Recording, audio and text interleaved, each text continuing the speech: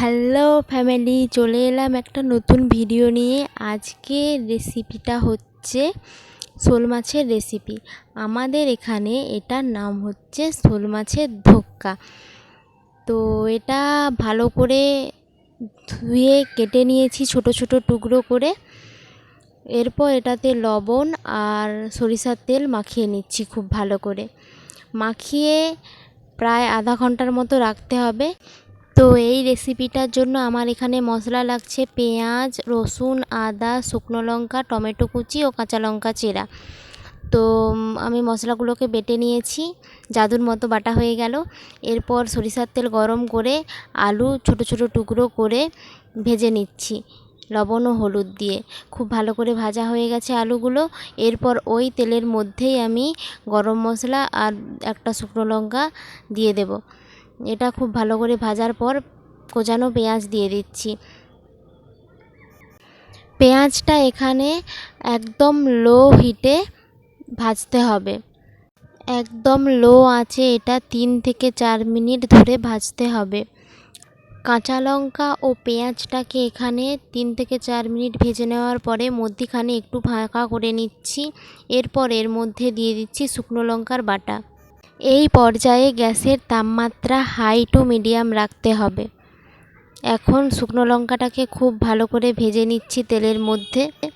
তো এখানে কালারটা চেঞ্জ হয়ে আসছে। কালারটা চেঞ্জ হয়ে গেছে যেহেতু, তো এর মধ্যে আমি দিয়ে দিচ্ছি আদা বাটা। আদা বাটা দিয়ে খুব ভালো করে কষিয়ে নিচ্ছি আদা ও শুকনো লঙ্কাটা পেঁয়াজের সাথে। এই পর্যায়ে দিয়ে দিচ্ছি সামান্য পরিমাণে জল। জল দিয়ে কষিয়ে নেওয়ার পরে এরপরে দিয়ে দিচ্ছি রসুন বাটা। রসুন বাটা দিয়ে খুব ভালো করে কষিয়ে নিচ্ছি। এরপরে দিয়ে দিচ্ছি ছোট ছোট করে কেটে রাখা টমেটোগুলো। টমেটোগুলো দেওয়ার পরে আবার সেই একইভাবে মশলাটাকে কষিয়ে নেব ভালোভাবে। এই পর্যায়ে দিয়ে দিচ্ছি সামান্য পরিমাণ জল। জল দিয়ে আবার ভালোভাবে কষাতে হবে। ঠিক মাংস রান্নার মতোই এখানে মশলা কষানোটা হচ্ছে মেন পার্ট। মশলা কষানো যত ভালো হবে রান্নার টেস্ট কিন্তু ততই ভালো হবে। তো মাঝে মাঝে জল দিয়ে আমি এটাকে খুব ভালো করে কষিয়ে নিচ্ছি। এই পর্যায়ে দিয়ে দিচ্ছি হলুদ। তো কথা বলতে বলতে আমি লবণও দিয়ে দিয়েছি এর মধ্যে। তো হলুদ ও লবণ দিয়ে খুব ভালো করে কষিয়ে নিচ্ছি। কষিয়ে নেওয়ার পরে আমি দিয়ে দিচ্ছি মাখানো মাছগুলো দিয়ে খুব ভালো করে কষিয়ে নিতে হবে। এখন ধৈর্য ধরে মাছের সাথে মশলাটা কষানোর পালা। তো আমি এখানে সময় নিয়ে খুব ভালোভাবে কষিয়ে নিচ্ছি মাছগুলোকে মশলার সাথে। তো দেখুন ফুটছে কেমন টকবক করে। তো এর পর্যায়ে কালারটাও চেঞ্জ হয়ে আসছে। ফুটতে ফুটতে যখন জলটা অনেকটা কমে আসবে, তো এর মধ্যে এই পর্যায়ে দিয়ে দিতে হবে ভেজে রাখা আলুগুলো দেওয়ার পর আবার একইভাবে কষিয়ে নিতে হবে আলু ও মাছগুলোকে। যেমনভাবে আমরা ঠিক মাংস রান্না করি ঠিক তেমনভাবেই। যেহেতু এখানে মাছটা কাঁচা অবস্থায় রান্না করছি না ভেজে, তো এখানে জল দিয়ে দিয়ে কষিয়ে নিতে হবে। আমি জল দিয়ে আবার কষিয়ে নিচ্ছি।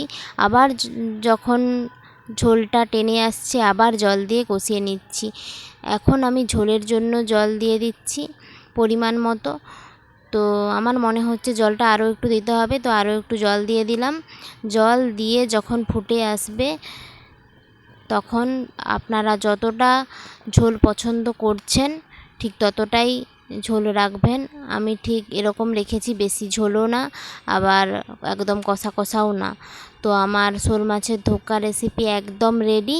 দেখুন আপনারা কেমন হয়েছে। এই রেসিপিটা মাংসকেও হার মানাবে।